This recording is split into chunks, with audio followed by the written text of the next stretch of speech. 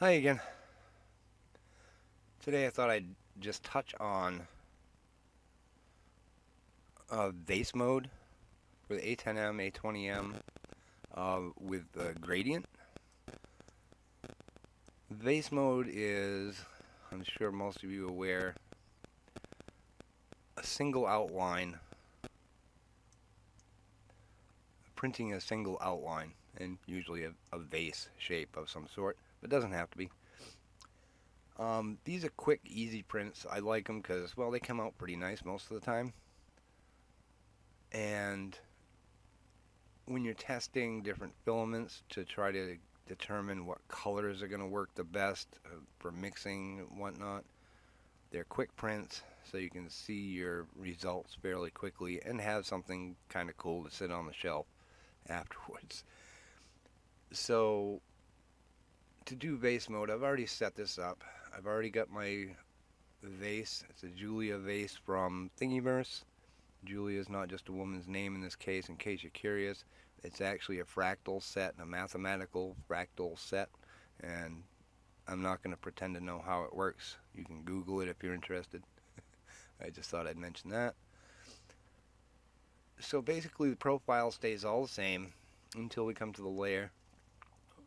When you select vase mode, or single outline corkscrew printing mode as S3D calls it, when you go to slice, it's going to tell you with a warning that certain settings are going to be overridden to do this, and that's basically going to be no infill and so on.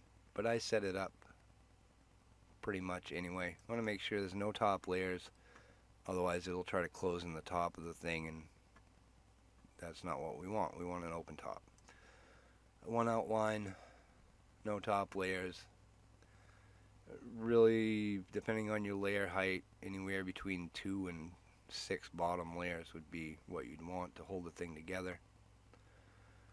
And really the only other difference would be speed. Depending on your printer, how well you want this to turn out. The actual model, same as any other model. You just have to take a pretty good guess of what's going to print nicely. Most of the time, an outline speed of 25 millimeters a second would be fine. So that's really all we have to do there to make a vase. Let's go ahead and slice it. Make sure it comes out, looks the way we want it to. The other thing we need to do is we need to know the height of this model if you don't know it already. Slicing it and then going down here and taking a look. 85 millimeters is the top height, and so we need to know that to start our gradient. So it looks like everything's going to be fine. We'll go back and you'll see that a simple gradient like we're going to do here, starting at the bottom with all extruder E0, left extruder, and ending with 100% of the right extruder E1. This is what we're going to do here. We'll do exactly the same thing as if when you start to print, you go into your mixer menu on the LCD and set these parameters right there on the LCD. But this makes it so you don't have to, and later on you'll see that we can do a bunch of different things with M166, either embedded in the start script or a tool chain script or layer chain script, or we can drop it where we need to in the G-code. That's going to be a longer, more complicated video. Today I just want to show you how to just set the simple one. M166 is the command. Get out of the way. Thank you. So I think M166 was first introduced for Marlin in GTEC's version of 1.1.8. I don't know who wrote it, if it was somebody at GTEC or who. I do know that Scott Thinkyhead, one of the main Marlin developers, put it in Marlin 2, and there's some differences. So this first M166 is for Marlin 1.1.8, which would be your stock A10M, A20M firmware. Start with M166 and S1. S1 turns the gradient on or off. So obviously we want 1 because we want it on. The first parameter is A, and A is your starting Z height. It's where you want the gradient mix to start. In this case, I want to just start it right at the very beginning, so I type a 0. The next parameter is Z. This is your ending Z height. And we looked at our model, it was 85 millimeters tall, so I want the gradient to end at the top at 85 millimeters. The next parameter, and again this is for Marlin 1.1.8, this is where the differences are. The next parameter is P. This is your starting E0 percentage. And I want to start with 100% E0, extruder 0.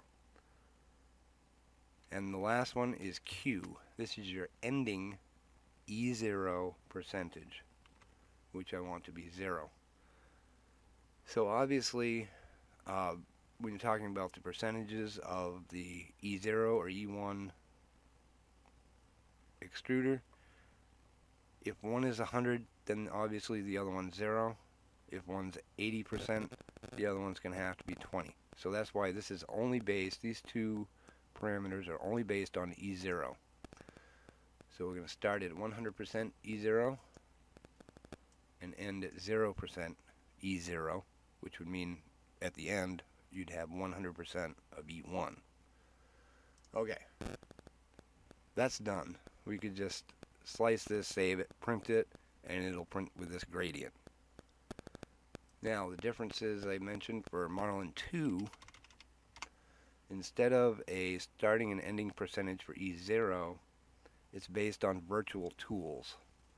And even though E1 and E0 are real tools, in Marlin 2 they're referenced as virtual tools, so everything stays the same. And the parameters for that are I, 0. So we're going to start with extruder 0, and just by default it's 100%. Then we're going to end with tool 1.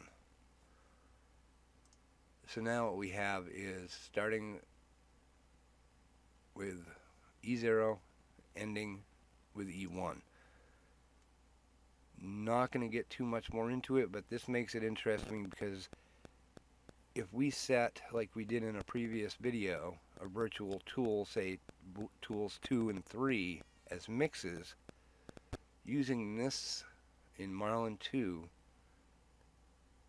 we could start with a 80-20 mix with, say, tool 2, and end with a 30-70 mix that is tool 3, let's say.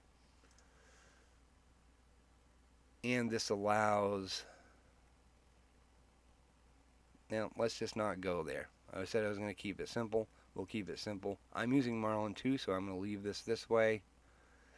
I may or may not print this model, but this will add your gradient. Just a simple 100% to 0% gradient to any model. Doesn't have to be a vase. It'll do it with any model you want. So that's it for this one. If I slice this again, the slicer knows nothing about what's in those scripts. It's not going to show me anything different than it would normally. It's not going to show me my gradient in my preview mode. It's just going to show it printing all tool 0. That's okay. We just know it's going to work when we put it on to print. It's going to do the gradient. So that's it. I will get into more of the fun things you can do. In the meantime, you can look around on the Facebook page that you got here from and search out my name and vases or whatever. I'm sure you've probably seen a bunch of these already, and I've done them all using variations of this method. More to come later. Thanks for watching, and have a good day.